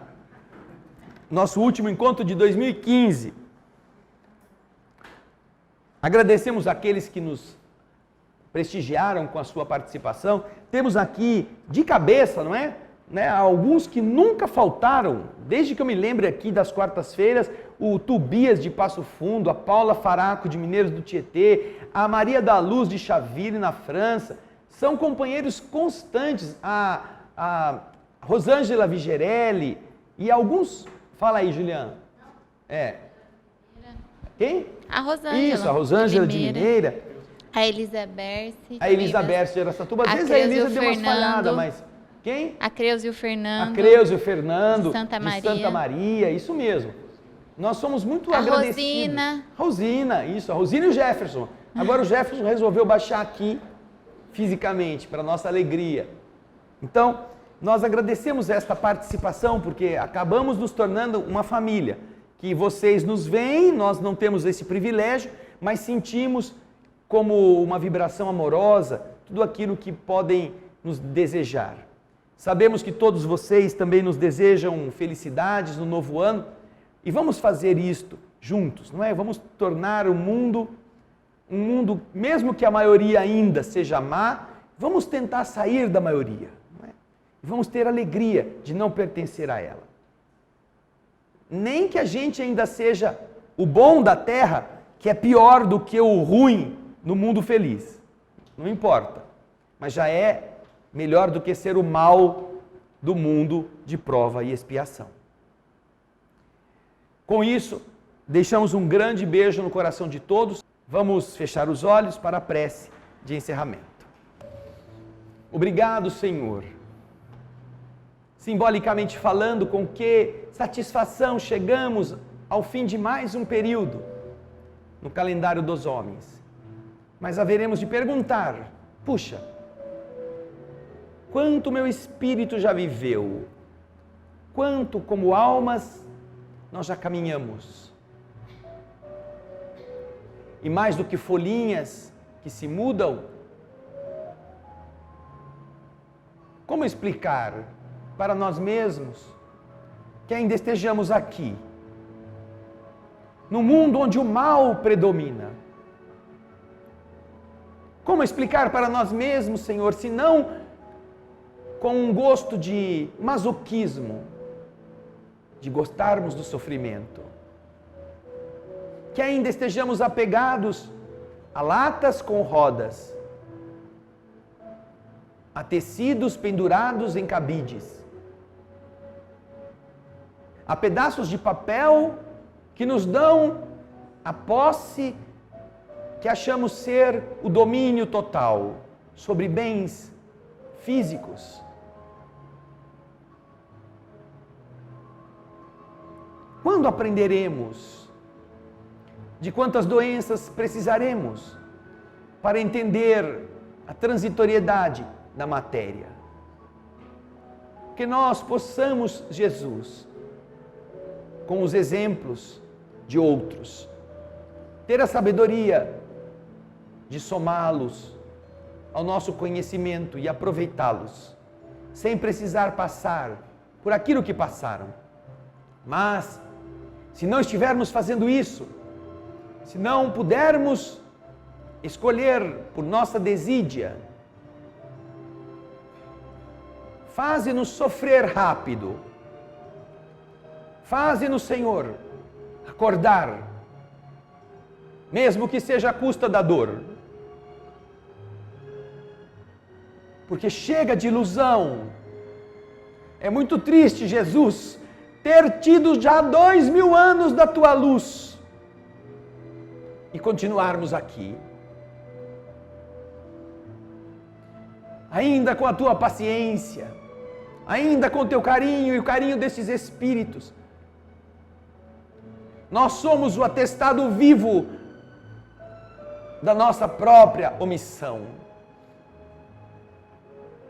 Prova e expiação, onde o mal predomina.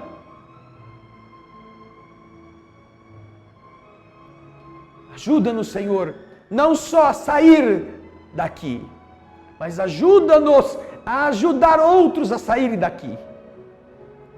Ajuda-nos a ter a coragem de cancelar festas, de cancelar diversões, de cancelar desgastes, para empenharmos-nos todos os dias,